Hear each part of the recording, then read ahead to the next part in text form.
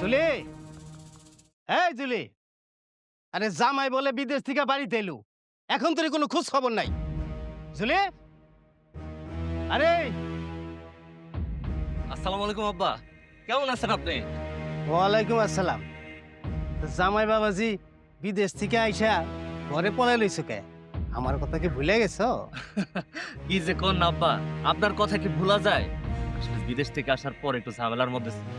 আপনি আসছেন, খুব ভালো করছেন। আপনি যদি আজকে নাও আসতেন, আমি জুলেরে নিয়ে কালকে আপনাকে বাড়িতে চাইতাম। আসসালামু আলাইকুম বিয়া সাহেব। ওয়ালাইকুম আসসালাম। চলেন ভিতরে গিয়ে বসি, আসেন। হ্যাঁ, আমি বসতে আসি নাই, আইসি জামাইয়ের লগে বোঝাপড়া করতে। অনেক ধৈর্য ধরছি। আরে মাইয়ার সুখের লিগা তোমার বিদেশ যাওয়ানোর লিগা টাকা দিছি। কয়েক বছর হয়ে গেল, তুমি আজ পর্যন্ত টাকার কোনো খবর নাই। আমি কি তোমার টাকা দিয়ে কোনো পাপ করছিলাম, কোনো অপরাধ করছিলাম?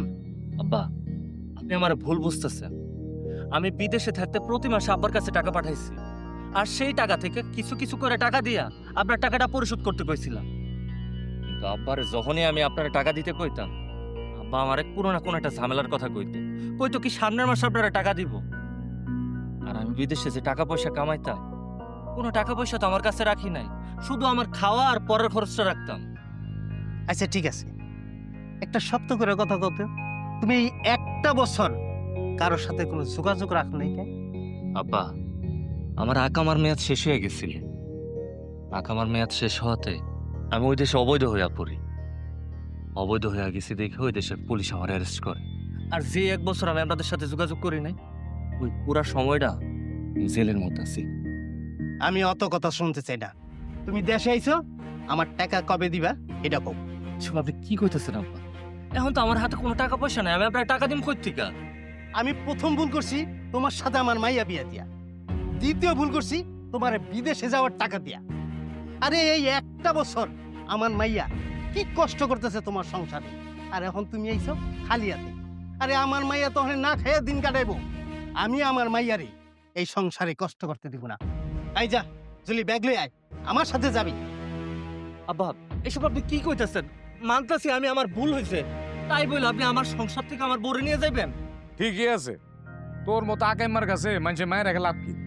তাহলে সব আপনার মাইনে জানগা তো। এই চুপ করতে সাব্বির। জুলি, জুলি তুমি তো পাগল হয়ে গেছো। আব্বার কথা তুমি এবার থেকে চলে যাইতেছো। জুলি যাইও না তুমি। হাত ছাড়ো। তুমি আগে আমার 2 লাখ টাকা দাও, আর আমার মাইয়ার ভবিষ্যৎ কি আছে সেটা তুমি আমার দেখাইবা। তারপর আমি সিদ্ধান্ত নিব আমার মাইয়ারে এই বাড়িতে পাঠামু কি পাঠামু না। আই তুলি চল। আব্বা, আব্বা এমন করে না আব্বা। জুলি, জুলি তুমি অন্তত আমার কথাটা বুঝো। জুলি, জুলি, আব্বা, হোমা, হোমা, দেখো না জুলির ওরা বানিয়ে যাইতেছে। মা জুলির ফিরাও না, জুলির ছাড়া আমি কেমনে থাকুম? বাজান, জুলি, বাজান রে, তোর কথায় ওরা থামে নাই, আমার কথায় ও থাকবো না বাজান। কি কইতাছো ভাইজান? ও ভাইজান, দেখো না জুলির ওরা বানিয়ে যাইতেছে, তুমি একটু থামাও না ভাইজান। আরে ঠিকই আছে, তোর মতো আকাইমার কাছে কি মানুষের মায়ের রাখবো নাকি? ঠিকই আছে, লয়ে যাক। বুঝছি, তোমরা কেউ আমার জুলিরে ফিরাইবা না, কারণ জুলির তো তোমাকে কারো দরকার নাই। জুলি আমার বউ, জুলিরে আমি ভালোবাসি। এই সংসার থেকে জুলিরে আমি কোথাও যাইতে দিব না। আমি ওরা ফেরত নিয়ে আসবো। জুলি,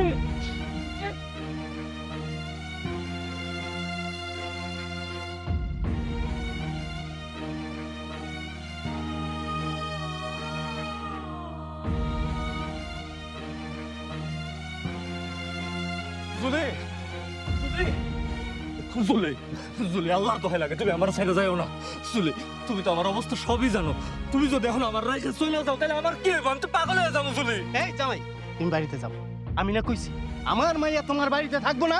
আল্লাহর দোহাই লাগে আব্বা, এমন কথা কয়েন না। জুলি, তুমি আবার বুঝে কও না, তুমি আবার কও যে তুমি আমার সাথে থাকতে চাও। আব্বা, আপনি একটু বুঝলেন আমার কথাটা? আমি থাকতে চাই না তোমার সাথে। তোমার সংসারে থেকে আমি কি পাইছি?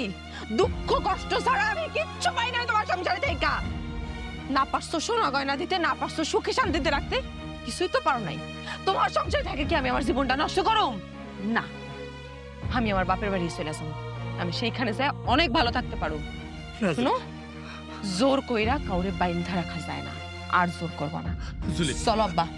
আমার ছেড়ে তুমি যাইও না। আমি বুঝতে পারছি তোমার টাকা পয়সা সোনা গহনা লাগবো, তো আমার উপরে ভরসা করো, বিশ্বাস করো, আমার একটা সুযোগ দাও। তোমার টাকা পয়সা সোনা গহনা সব দিও। আমার ছেড়ে যাইও না, আমি থাকতে পারবো না জুলি, আমি তোমার ভালোবাসি। জীবনের সুযোগ কম দেই নাই তোমারে।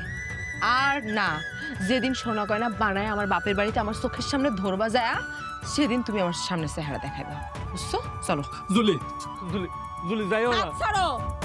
জুলি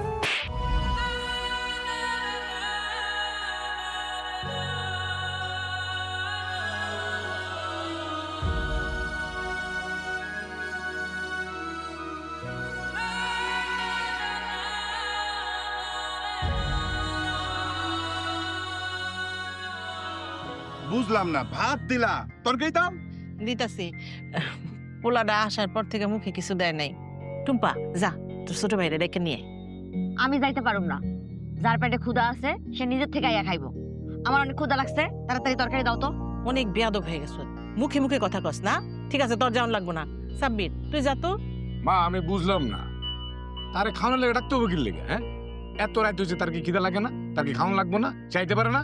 আচ্ছা ঠিক আছে, কারো যাওয়া লাগবো না, আমি যাইতেছি। তোমার যাইতে হইব না। এটা তুমি কি করতেছো? পোলাটা আহুনের পর থেকে কিছু মুখে দেয় নাই।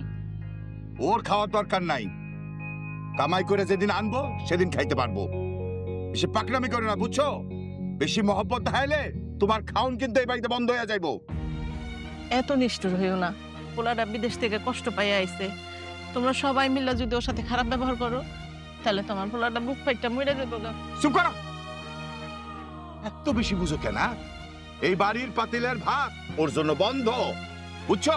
আর তুমি যদি লুকায়া পোলারে খাবার দিতে যাও, তোমার কপালে কিন্তু শনি আছে, আমি কথা কয়ে দিলাম। তোমরা সবাই পারো, আমি তো পারি না। আমার বুকের ভিতরে ছটফট করতেছে, আমি বুক ফাইটা মরে যাব।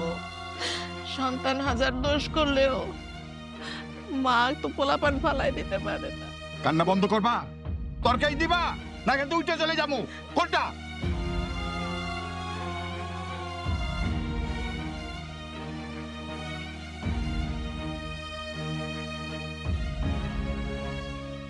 দরদে উতলায় পড়তেছে।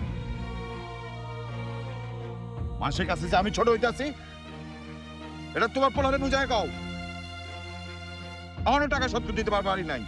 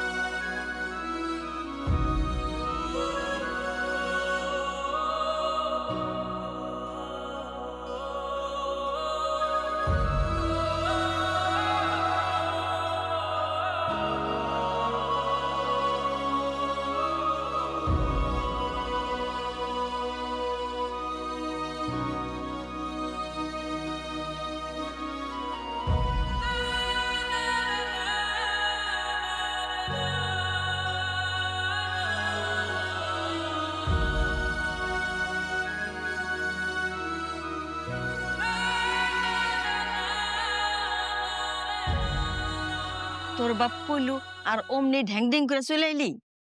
একটা আবার পোলাটার কথা চিন্তা করলি না? সব সময় বাপের কথা শুনতে হয় না। তো কি করুম আমি? আমার কথা তো কেউ চিন্তা করে না। আমি কি পাইছি ওই সংসারে থাইকা? জামাই বাবাজির জন্য কি তোর একটু মায়া মহব্বত নাই? মায়া মহব্বত দিয়ে আমি কি করব? মায়া মহব্বত কি আমার পেটে ভাত দিব? কোনো লাভ নাই তো। এত বছর তোমার জামাই বিদেশে কাটায় আইলো, আমি দেশে থেকে কষ্ট করছি, স্বামী ছাড়া থাকছি। কিসের আশায় থাকছি? এত কষ্ট কেন করছি? একটা সুন্দর ভবিষ্যতের আশায়। আর এখন 4টা বছর পরে আইয়া দেহি সেই ভবিষ্যৎ শূন্য। তাহলে আমি কার জন্য কষ্ট করুম? শোন মা, জামাই বাবাজি তখন সুখের কথা চিন্তা করে এতদিন বিদেশ চলল।